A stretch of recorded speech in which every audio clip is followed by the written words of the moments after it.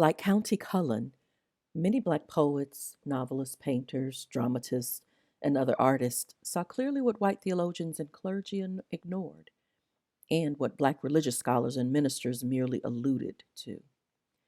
That in the United States, the clearest image of the crucified Christ was the figure of an innocent Black victim dangling from a lynching tree.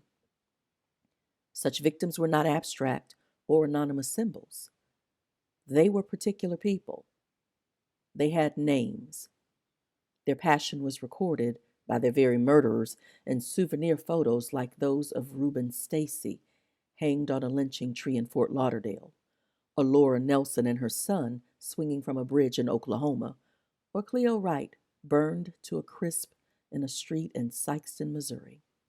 Most Black artists were not church-going Christians.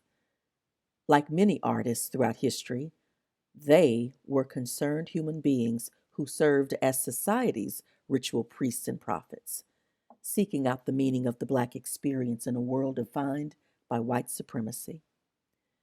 As witnesses to Black suffering, they were, in the words of African American literary critic Trudier Harris, active tradition bearers of the uglier phases of Black history.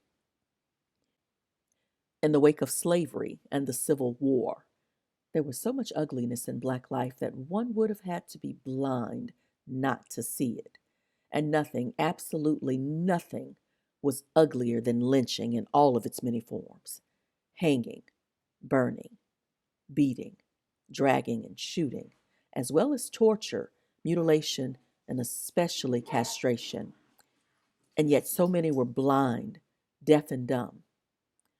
What enabled artists to see what Christian theologians and ministers would not?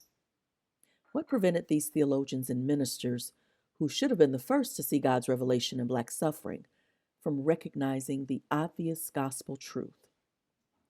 Did it require such a leap of imagination to recognize the visual and symbolic overtones between the cross and the lynching tree, both places of execution in the ancient and modern worlds? People without imagination really have no right to write about ultimate things, Reinhold Niebuhr was correct to observe. No one can claim that Black preachers' sermonic orations lacked rhetorical imagination, yet both white theologians such as Niebuhr and Black preachers throughout African American history either did not see the parallels between the cross and the lynching tree, or else they were too fearful of the dire consequences: loss of social status, work, and possibly life, to make the connection.